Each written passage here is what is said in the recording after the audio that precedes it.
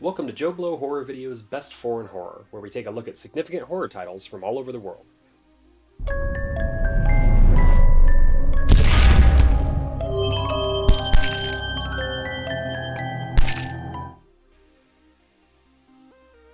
We've looked a bit at Italy's output in horror while discussing both the giallo and equally popular zombie subgenres of film.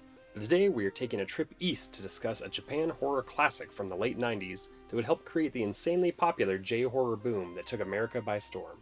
Horror isn't owned by a particular country or culture, and fear is one of the base emotions that transcends language or any other barrier. Japanese horror films, though, unlike many other countries, got a relatively late start. While 1954's Gojira would kickstart its own epic franchise and is most certainly horror, Onibaba from 1964 is considered the jumping-off point for Japanese horror as we know it, and like many of Japan's early output, is steeped in the folklore of their culture. I'd like to thank you guys for watching Best Foreign Horror, and ask that if you enjoy our shows, please subscribe to our channel right now. Like this video and click on the bell so you can be notified each time a new video goes up. And now, back to the show. Onibaba follows a mother-daughter team who lure soldiers to their deaths and sell their possessions to survive during a time of strife and war throughout the land. They pay the price for their deeds in a similar fashion to an old EC horror comics character would. The very next year would give us Kwaidan, one of the great anthology horror films ever. Its style and substance add up to a film that stays with you and is worth a revisit as often as any other classic. This is only a brief survey of some of the important movies, and the next few decades would give us as many other landmark films and subgenres to discuss, but it was the 1990s that started an international sensation. Films like Ju-on, Pulse, and One Missed Call would all get American remakes with various but diminishing returns, but there would be one film that was credited with starting the J-horror obsession. 1998's Ring, based off the 1991 novel of the same name and directed by Hideo Nakata, would be the film to launch not only its own franchise, but create the bridge to introduce American audiences to Japan's own style of horror. Ring, or RINGU, stands out as a must-see film and, as with nearly every other case of a remake, greatly surpasses its American version. The film opens with a couple of high school girls discussing an urban legend about a tape that is cursed, and when you watch it, you have but a week to live. One of the girls, Tomoko, reveals that she and a group of friends watched the mysterious tape before a phone call interrupts them, only to be one of the girls' mothers. They have a laugh and go about the rest of their evening, but the TV mysteriously turns on and Tomoko is attacked by an unseen assailant while the screen goes black and white, freezing on Tomoko's twisted face. The tale of this cursed video is making the rounds and becoming a sort of local phenomenon, even getting attention from the local news as reporter Reiko interviews students about what they know. They all know of the legend and see it as fun, with only one of the students seemingly bothered by it. Reiko is the aunt of Tomoko, and while her and her son Yoichi attend the funeral, she learns that Tomoko's friends died at roughly the same time, their faces also twisted with fear. While at the home, Reiko takes the time to investigate Tomoko's room and finds a receipt for the photos, which she hopes to be a clue. The pictures indeed show where they were, and one of them has all their faces distorted and warped. She follows the trail to the cabin retreat the friends stayed at, and stumbles upon an unlabeled tape that carries with it a bizarre, surreal set of seemingly unrelated events. After the tape, the phone rings in the cabin, and all that is on the other line is a rough scraping sound that was also heard throughout the tape. Fearing now that she has a timer on life to figure out the mystery, she seeks help from her ex-husband and father of Yoichi, Ryuji. Ryuji is a college professor and watches the tape too. No phone call happens, but he asks for a copy of the tape to investigate further. While watching segments of the tape for clues, Ryuji finds a hidden message in dialect used on a specific island. Other parts of the tape mention an eruption somewhere, and the pair discover that a proposed psychic allegedly predicted the event. The two make their way to the island, but Reiko is horrified to learn that her son Yoichi has watched the tape, coaxed by the ghost of Tomoko, and now has his own one-week timeline. On the way to the island, Ryuji explains to Reiko about all the attention the psychic woman brought to the island, particularly from Professor Ikuma, who is an expert in ESP-related phenomenon. The two had a relationship which resulted in a child, and the scandal resulted in Ikuma losing his job and Shuzuko, the psychic woman, ending her life.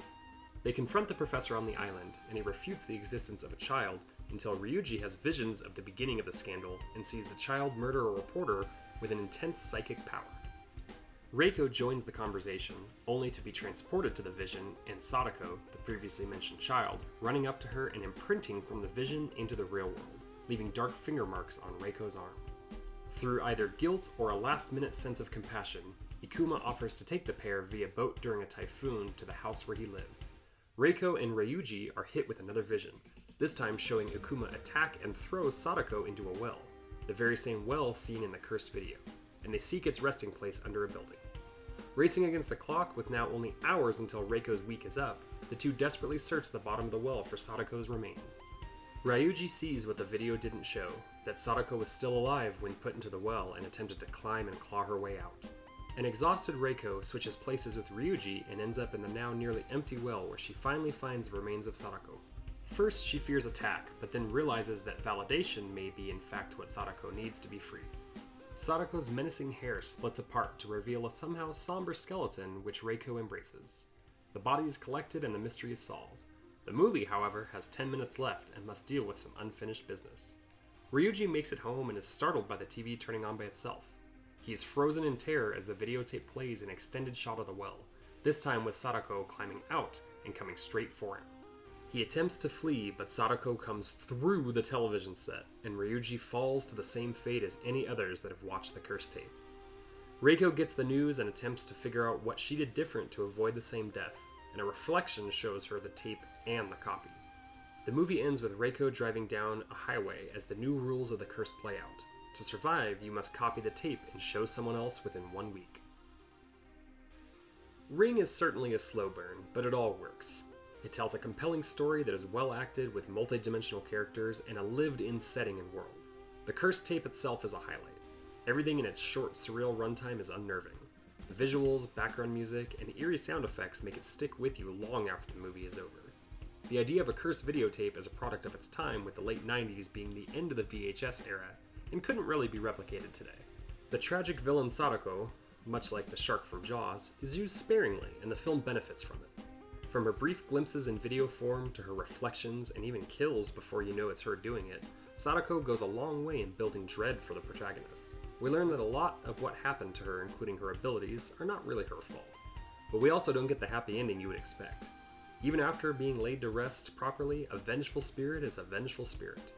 Her iconic crawl out of Ryuji's TV, combined with her missing fingernails and covered face, give her a mystique in how she moves and even how she kills. Finally, all the stylistic choices really stand out. From the black and white visions to the acknowledgement of the days passing to the freeze-frame death scenes, all make the film stand apart from its contemporaries. The budget may have been low, but they knew how to use it.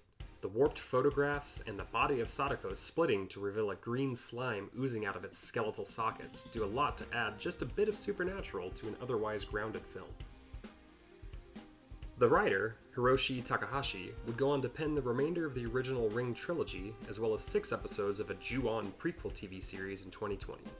Director Hideo Nakata would go on to helm the film's sequel, in addition to another J-horror sensation, Dark Water, and the American sequel to the American remake of The Ring, before moving mostly to episodic TV.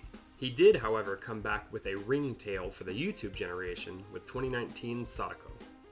Nanako Matsushima, who played Reiko, would reprise her role for the first sequel before having a healthy and still going career on various TV shows. The biggest star that came across the pond would be Hiroyuki Sanada.